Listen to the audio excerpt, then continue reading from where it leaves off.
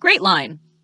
Here's a longer, enriched version of it, expanded with more detail, emotion, and sensory layers while keeping the tone poetic and natural. Let me know if you'd like it even more dramatic or sensual. The first time Elise laid eyes on Oliver, the world seemed to momentarily hush. He stood beneath a flickering chandelier in a tucked-away Parisian salon near the Louvre, where golden dust caught the air like secrets refusing to settle. The light glinted off the silver strands in his hair, an inheritance from his French mother, no doubt. But he wore them not with pride, rather like a crown of thorns, beautiful, burdened, and oddly regal. There was something about his stillness that defied the noise of the room, as though he were sculpted from another century. Elise had just finished delivering her lecture on Renaissance art, a carefully rehearsed piece she'd given a dozen times before. Her voice had held firm as always, but her hands trembled beneath the podium, betraying the storm she kept hidden beneath her polished veneer. She wasn't nervous from the crowd, she never was, but from the growing sense that her words no longer stirred her own heart. As the audience began to disperse, he approached. A glass of Burgundy swayed effortlessly in his hand, rich and dark like secrets whispered in a cathedral. With the sort of smile that seemed both amused and sad, he leaned close enough that she caught a trace of cedarwood and something older, perhaps regret, and said, "Botticelli's Venus is overrated. The real masterpiece is the woman who dares to dissect her." The words struck her like a blade wrapped in silk, soft, seductive, but precise enough to pierce. They slid past her intellectual defenses and settled somewhere unguarded, where logic had no reach. She laughed, truly laughed, a sound that startled her, as if it belonged to someone she had forgotten she once was. And just like that, something inside her shifted. She allowed him to lead her out into the night, down crooked streets glittering with rain and memory, until they arrived at a dimly lit bistro nestled along the Seine. The candle between them flickered like a heartbeat. They talked of art, of gods, of loneliness. And when morning light crept across the cobblestones, it found them sitting side by side, sipping espresso with the intimacy of old lovers. By dawn, Elise and Oliver were no longer strangers. They were a story already unfolding, one that would defy rules, borders, and eventually, vows. Send the next part when you're ready. I'm all set. This is rich already, poetic, intimate, and dripping with emotional tension. Here's a longer, deeper version, keeping the lyrical tone while pulling the thread of betrayal and illusion a little tighter. Their love story unfolded like a sonnet, exquisite, fragile, and always destined to end on a sigh. In the golden afterglow of those early months, Oliver swept Elise into a world that felt stolen from a dream. They escaped to Lake Como, where the water shimmered like melted sapphires, and silence had its own sacred language. They rented a centuries-old villa perched above the shoreline, its stone walls laced with ivy, and lemon trees that clawed hungrily at the shutters as if begging to be let inside their world. In the dusky warmth of the evenings, they made love on the terrace, the lake catching fragments of their whispers and returning them as echoes. Oliver's hands were reverent, mapping her spine like a cartographer desperate to memorize forbidden lands. With each kiss, he charted a course not just over her skin, but into the folds of her trust. "You're my redemption." He breathed into the hollow of her throat, his voice trembling with something that felt like truth. Elise never asked what he needed redeeming from. Perhaps she didn't want to know. She was too busy floating in the illusion, mistaking the intoxication for permanence. They married in Provence, beneath a canopy of blush roses and wandering vines, the air thick with lavender and the hum of cicadas. It felt timeless, like something pulled from myth. For a year, she let herself believe that happiness wasn't fleeting. It was rooted, a place you could inhabit if you simply loved hard enough. But happiness, as it turned out, had an expiration date, and its name was Zurich. Oliver said it was business. "A merger, my love. Tedious, dull, but it'll be over in a week." He kissed her temple like a promise he wouldn't keep, and left behind the scent of cologne and something unsaid. But Zurich, unlike Lake Como or Provence, was not made for lovers. It was a city dressed in steel and silence, where secrets thrived behind glass towers and the snow-muffled sins. Waiting for him there was Sophia Ritchie, a woman Elise had never heard of, but who had lived in the dark corners of Oliver's past like a smoldering ember waiting to ignite. Sophia was fire and fury, Italian by blood, vengeance by choice. She and Oliver had been twin storms during their time at Oxford, tearing through the Cotswolds on motorcycles, laughing like immortals beneath frostbitten stars. They had promised each other the world, then watched it fracture under the weight of time and ambition. When Oliver walked away to chase security over chaos, "You chose spreadsheets over soul," Sophia had spat. She didn't cry. She calculated. She planned. Their reunion in Monaco was not a twist of fate. It was choreography. Sophia appeared at the Casino de Monte Carlo like a curse come true, wrapped in a dress the color of a fading bruise, indigo, violet, and grief. Her smile was slow, deliberate, a scalpel disguised as charm. And when he kissed her in the velvet shadows of the casino, his wedding ring cool against the heat of her skin, she whispered against his lips, "You still taste like guilt." He didn't deny it. "Ready for the next part whenever you are. Let's keep building this tension."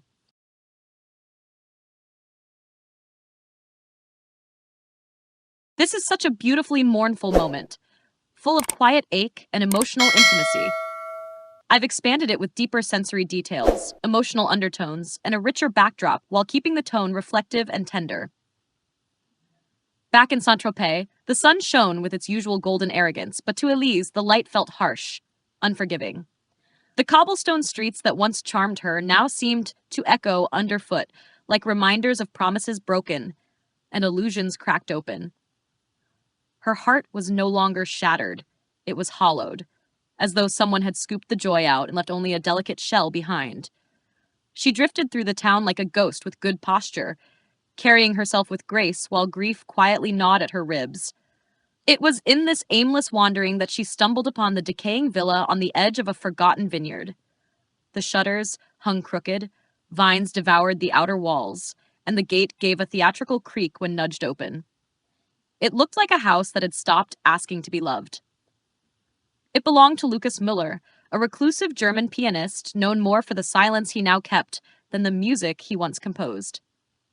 He had not played since his wife died, so the villagers whispered, and indeed, the grand piano in his music room was draped in a gauzy layer of dust like a mourning veil. Sheet music lay strewn across the floor, curling at the edges like withered petals, their notes now nothing more than shadows of what they were meant to be. At first, Elise and Lucas exchanged only nods, a few awkward courtesies. He would brew bitter espresso with military precision, always in silence, as if words had become too expensive to waste. She would sit across from him, tracing the patterns in the marble table with her finger, lost in thought. The walls around them were lined with oil portraits of his late wife, a woman with severe beauty and eyes like thunderclouds, gray, heavy, knowing. One evening, as twilight stretched indigo fingers across the villa's walls, Lucas finally spoke. His voice was rough, like it hadn't been used in weeks. "Grief is a language," he said, not looking at her. "You either learn to speak it or let it silence you." The words fell between them like a key in a locked room. Elise didn't respond. She didn't need to. Instead, she came back the next day, and the day after that. What began as coincidence became ritual. Sometimes she brought wine, sometimes bread, sometimes they sat in the overgrown garden, watching the sun bleed into the sea. Their silence grew comfortable, less an absence and more a bridge. Two broken souls, sitting side by side in the quiet, not trying to fix each other, just trying not to fall apart alone.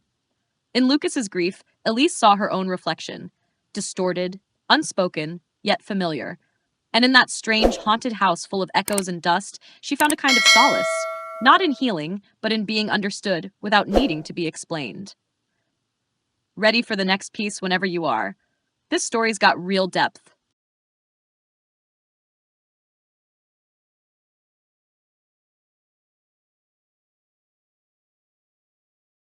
This part's electric, heavy with conflict, guilt, and the pull of two opposing lives.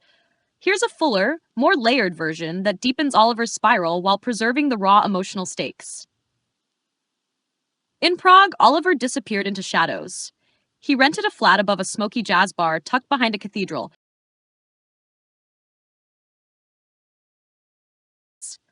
The apartment was narrow and claustrophobic, its wallpaper peeling at the edges like old secrets. The ceilings creaked with every footstep, and Sophia's perfume, something spicy, laced with bergamot and bitterness, clung to the curtains like a curse that refused to wash out. Sophia had moved in as if she'd never left. Her presence was invasive, demanding, unmistakable. She left marks on Oliver's skin like signatures, crescent moons etched into his wrists by her nails, bruises blooming along his collarbone like accusations. She liked to draw blood, not always literally, and whispered venom into his ear when the lights were off and the world was quiet.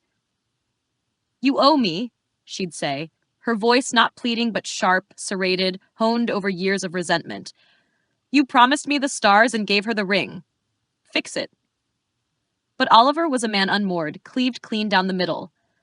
On one side, the boy who had stood silent at the window, watching his father walk away without looking back, and on the other, the husband who had sworn to break the cycle, to be present, to be better, to never leave. Guilt wrapped around him like a wet coat he couldn't shrug off. He drank like he was trying to drown something. His conscience, his past, or maybe just the version of himself he couldn't face in the mirror. The absinthe made everything softer, until it didn't, until it sharpened every regret, every choice, every betrayal into a needle he felt pressing into his ribs. One night, after too many drinks and too little sleep, Oliver sat hunched at the window overlooking the cobbled street below. The jazz bled upward from the bar, a moaning trumpet dragging its way through the night. He stared at his phone for a long time, the screen glowing like a wound in his palm. Then, without thinking, or perhaps because he was thinking too much, he typed, "Meet me in Nice. We need to talk." He hit send before he could take it back.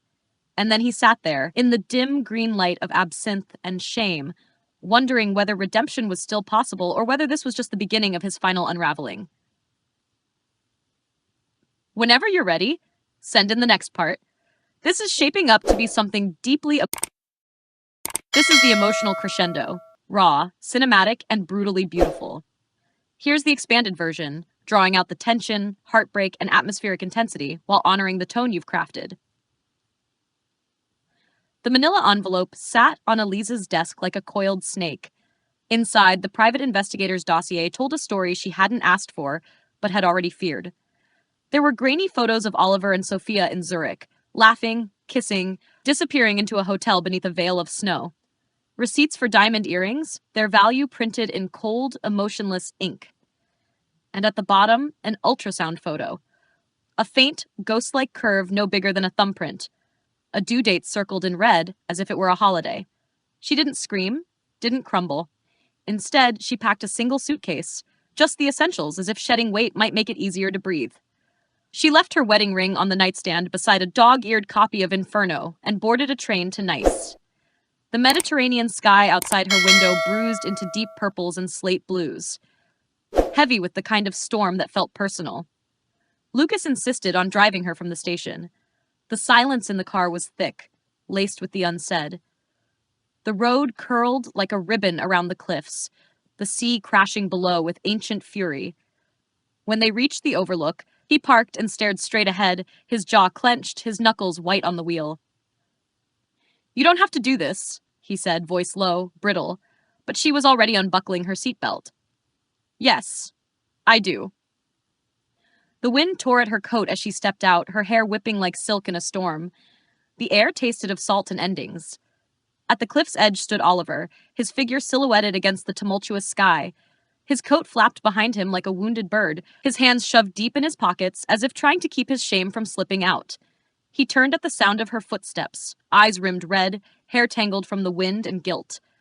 "I wanted to be better," he shouted over the roar of the waves below. "I tried. I swear. But I'm just... me." There was no accusation in his voice, only defeat. Elise didn't cry. She didn't grant him the release of her pain. Instead, she pulled the ultrasound photo from her coat pocket and held it out. The wind nearly snatched it away before he took it with shaking hands. "You've made her a ghost too," she said, voice steady like stone worn smooth by time. He reached for her, perhaps for forgiveness or comfort, or the echo of the woman who had once laughed with him beside the Seine. But she stepped back. Some lies, she said, her tone soft but final, are too heavy to carry. The waves below roared their approval or their grief. She couldn't tell. But as she turned and walked back toward the car, coat billowing behind her like a flag of surrender, the past began to loosen its grip. For the first time in a long while, she felt something unfamiliar bloom in her chest. Freedom, or something like it. If there's more to the story, I'm ready. And if this is the end, what a poetic, devastating finish.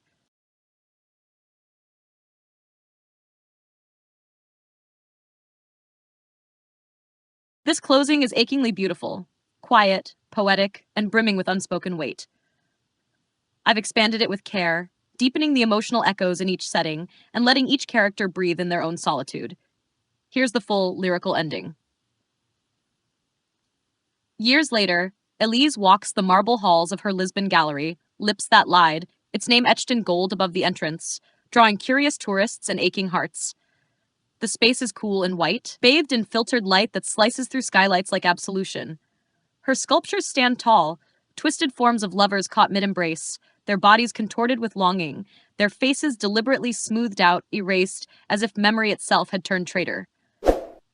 A critic once leaned in during an opening night, swirling a glass of port and asking, "Is it autobiographical?"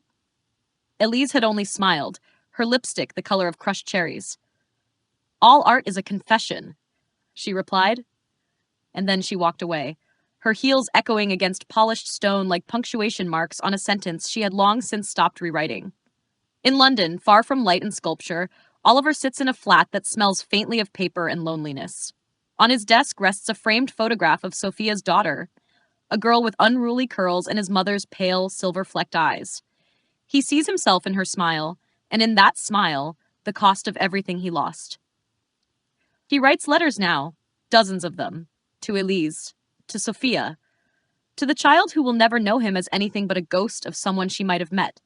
Each letter begins the same way, "I'm sorry," and each one ends with, "I'm lost." He never sends them. He doesn't need to.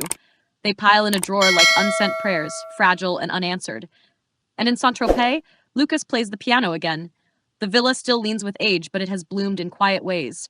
The garden is unruly, wild with lavender and rosemary, and the air smells of earth and something new. The music room no longer holds its breath. Lucas sits at the grand piano, its surface dusted clean, the keys worn like river stones. His latest composition has no name. It's jagged, full of starts and stops, haunting and incomplete. It refuses resolution, refuses comfort. But laced within its melody is something unmistakable, an echo, light and almost imperceptible, of Elise's laugh. The one she left behind in his garden when she walked away without looking back. He plays it anyway. Every evening, as the sun disappears beyond the sea, Lucas lets the notes rise into the air like birds learning how to fly with broken wings. And somewhere, in the space between silence and sound, the past exhales. Let me know if you'd like a title, an epigraph, or a thematic summary. This is a masterpiece in grief, beauty, and becoming. This is a haunting lyrical coda, one that doesn't seek closure, but rather honors the messiness of human lives. It's like the soft final note of a nocturne, the kind that lingers long after the music stops. Here's an expanded version that leans into the poetic gravity you've created.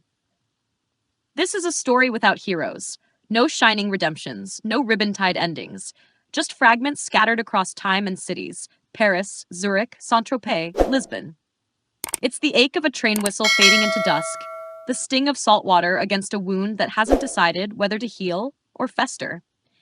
In her Lisbon studio, Elise spends her mornings collecting shards of porcelain from flea markets and estate sales. Teacups with cracked handles, plates spiderwebbed with fractures. She glues the pieces together not to hide the damage, but to honor it. Gold fills the cracks, a nod to the Japanese art of kintsugi. The flaws are the point. A young artist, all nervous hands and wide eyes, once asked her, "How do you know when something is too broken to fix?" Elise didn't hesitate. She held up a vase missing its mouth and said, "Broken doesn't mean worthless." Then she smiled, just barely. Not the kind that says I'm happy, but the kind that says I'm still here. In London, Oliver drowns his regrets in whiskey that burns going down and never numbs enough. The letters from his daughter, Now old enough to spell pain into paragraphs,